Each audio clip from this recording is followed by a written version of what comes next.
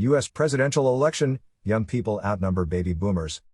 For the first time, young Americans outnumber baby boomers in the United States, which could contribute to Donald Trump's defeat in the November 3rd presidential election.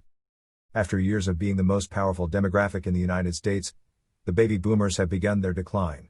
Since the 2016 election, 15 million Americans have come of age.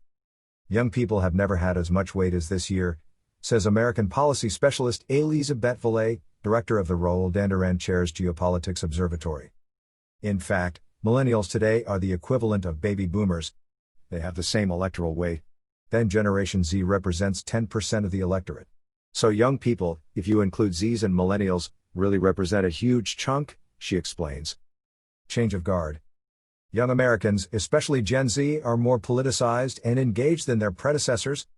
Immigration, climate change, abortion, all these questions are of concern to young people. The consequence is that they will vote in a high proportion, and they vote for Mr. Biden in a very high proportion, analyzes the president of the polling firm Leger, Jean-Marc Leger. There is a change in the electorate that we have seen for several years, especially in Texas, said political analyst Brian Breguet. This state that used to be a very red, very Republican state, is now what is called one of those purple states, in between.